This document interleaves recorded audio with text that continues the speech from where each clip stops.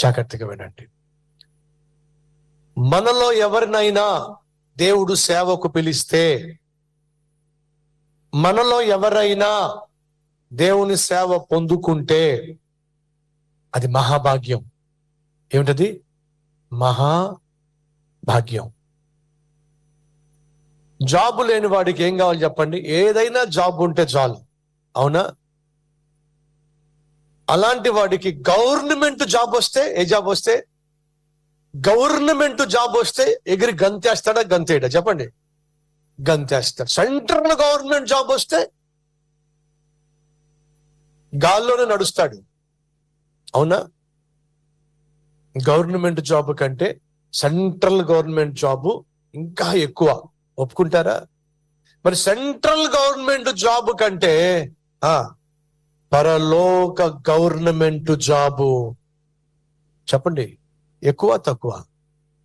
నాకు వినపడలా, నాకు అసలు వినపడలా. ఎంతమంది ఆ దేవుడే గనుక తన తరఫున పని చేయమని నాకు పిలుపునిస్తే సంతోషంగా నేను పని చేస్తాను అన్న వాళ్ళు చూపిస్తారా? నిజమే. దేవుడే కనుక నన్ను పిలిచి తన పని చేయమంటే ప్రభుత్వ ఉద్యోగం కంటే, సెంట్రల్ గవర్నమెంట్ ఉద్యోగం కంటే దేవుని సేవ చేయటము మహాభాగ్యము అని నమ్మిన వారు ఉంటే ఒకసారి చూపిస్తారా? Yes yes yes right. 21వ ఏట నా చదువు నేను ముగించుకున్నాను. అప్పుడు మా పెద్దమ్మ, నన్ను చదివించుకున్న పెద్దమ్మ, ఆమె ఒక ఫేమస్ డాక్టర్, చాలా పేరుగాంచిన డాక్టర్. ఆమె నన్ను తన దగ్గర పెట్టుకుని చదివించుకుంది. తనకున్న ఆశ ఏమిటంటే నేను అమెరికా కానీ కెనడా కానీ వెళ్ళి అక్కడ ఉద్యోగం చేయాలి అని తన ఆశ. సంవత్సరంలో ఒకసారి తాను అమెరికా వెళ్తుంది, కెనడా దేశం వెళ్తుంది, జర్మనీ దేశం వెళ్తుంది విశ్రాంతి తీసుకోవడానికి. కెనడా దేశానికి వెళ్ళి అక్కడున్నటువంటి వాళ్ళతో మాట్లాడి, మా అబ్బాయి చదువు పూర్తి చేసేసుకున్నాడు, వాడికి ఉద్యోగం కావాలి, దానికి సంబంధించినటువంటి ఏర్పాట్లు చేస్తారా అని అంటే వాళ్ళు అన్ని ఏర్పాట్లు చేసి ఉద్యోగం కోసం నాకు పేపర్లు పంపించారు. మా పెద్దమ్మ ఎంత సంతోషంగా వచ్చిందో. ఆ పేపర్లన్నీ నా ముందు పెట్టి, ఒరే నీకు కెనడాలో ఉద్యోగ ఏర్పాట్లు చేశానురా, నువ్వు చక్కగా కెనడా వెళ్ళి హ్యాపీగా ఉద్యోగం చేసుకో, ఆ తర్వాత మన ఇంట్లో ఉన్నటువంటి తమ్ముళ్లను చెల్లెళ్ళందరినీ కూడా స్లోగా నువ్వు అమెరికా దేశానికి కెనడా దేశానికి తీసుకెళ్ళొచ్చు, ఇవిగో పేపర్స్ అని చెప్పి నా చేతిలో పెట్టింది. ఇప్పటి సంగతి కాదు, సుమారు 30 సంవత్సరాల సంగతి. మా ఇంట్లో వాళ్ళందరూ కూడా, అమ్మ నాన్న అన్న వీళ్ళందరూ, పిన్నులు మామయ్యలు వీళ్ళందరూ కూడా, సతీష్కి కెనడాలో ఉద్యోగం వచ్చిందట, కెనడా వెళ్తున్నాడట. మా ఇంట్లో ఫస్ట్ పర్సన్ని నేనే కాబోతున్నాను కెనడాకి వెళ్ళడం. ఈ రోజుల్లో అమెరికా వెళ్ళడం, ఈ రోజుల్లో ఆస్ట్రేలియా వెళ్ళడం చాలా సులభం. కానీ 25-30 సంవత్సరాల క్రితం అమెరికా కానీ కెనడా కానీ ఆస్ట్రేలియా కానీ ఇంగ్లాండ్ కానీ వెళ్ళడం అనేది చాలా కష్టం. అటువంటిది నాకు ఉద్యోగం పేపర్స్ చేతిలో పెట్టి బయలుదేరరా అని అంటే నేను ఒక చిన్న మాట అన్నాను, అమ్మా నేను ప్రార్థన చేస్తాను, ప్రార్థన చేసిన తర్వాత నేను చెప్తాను అన్నాను. తన మనస్సు పాపం చువుక్కుమంది. చదివించింది నేను, ఇప్పుడు వాడు బాగుండాలి అని చెప్పి కెనడా దేశం నుంచి పేపర్స్ తీసుకొచ్చి వెళ్ళరా కెనడా అంటే ప్రార్థన చేస్తానంటాడేమిటి, సరిపో అని చెప్పింది. ఇప్పుడు నేను మోకరించాను. 21 సంవత్సరాలు నిండిపోయినాయి. కళ్ళ ముందు కెనడా దేశంలో ఉద్యోగం, లక్షల రూపాయల జీతం. మోకరించి, ప్రభా నన్ను కన్న అమ్మకి నాన్నకి నా తోబుట్టులందరికీ నేను విదేశాలకు వెళ్ళాలి, ఉద్యోగం చేయాలి ఆశ ఉంది. నన్ను పెంచుకున్న మా పెద్దమ్మ చాలా ఆశపడుతూ ఉంది, నేను కెనడా వెళ్ళిపోవాలి అని చెప్పి పేపర్లు కూడా తెచ్చేసింది. నన్ను ఏం చేయమంటావు అని అడిగాను. అప్పుడు ప్రభు నాతో మాట్లాడాడు.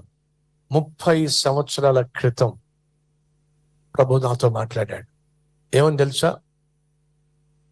నా ప్రేమ తెలియక, నా పేరే తెలియక కోట్ల మంది ఈ దేశంలో నశించిపోతూ ఉండగా లక్షలు కోట్లు సంపాదించడానికి నువ్వు కెనడా దేశానికి వెళ్తావా అన్నాడు. ప్రభు నన్నేం చేయమంటావు అడిగాను. నువ్వు నీకోసం డబ్బు సంపాదించడం కోసం కెనడా దేశానికి వెళతావో, లేదా నా కోసం నశించిపోతున్న ఆత్మల రక్షణ కోసం ఈ దేశంలో ఉండిపోతావో నీ ఇష్టం. అప్పుడు ఒక మాట అన్నాను, ప్రభువా, అమ్మ నాన్న నాకు జన్మనిచ్చారు, మా పెద్దమ్మ నాకు చదువునిచ్చింది, వాళ్ళ మాట నేను వినాలి కదా ప్రభువా అన్నాను. అప్పుడు దేవుడు నాతో ఒక మాట అన్నాడు, మీ అమ్మ నాన్న నీకు జన్మనిచ్చారు, మీ పెద్దమ్మ నీకు చదువునిచ్చింది, మరి నేనేమో నీకోసం ప్రాణాన్నే ఇచ్చాను. నా మాట వింటావా లేక వాళ్ళ మాట వింటావా, నీ ఇష్టం అన్నాడు. ఆ రోజు ఆ తీర్మానం తీసుకోవడం అంత సులభం కాదు. ఆ రోజు ఓ తీర్మానం తీసుకున్నాను. ఏంటో తెలుసా? కెనడా దేశానికి, అమెరికా దేశానికి వెళ్ళి కోట్లు సంపాదించటం కంటే ఈ బైబిల్ను పట్టుకొని ఆత్మలను సంపాదించటమే భాగ్యంగా, బాధ్యతగా ఎంచాను. మా పెద్దమ్మ దగ్గరికి వెళ్ళి చెప్పేశాను, నేను సేవే చేయాలనుకుంటున్నాను, కెనడా దేశానికి వెళ్ళటం లేదు. ఆ పేపర్లు తీసుకెళ్ళి మళ్ళీ మా పెద్దమ్మకి ఇచ్చాను. నేను బాగుండాలని, నా భవిష్యత్తు బాగుండాలని నన్ను బాగా చదివించుకుంది. అలా చదివించుకున్న పెద్దమ్మ దగ్గరకు వచ్చి, నేను నీ మాట వినను,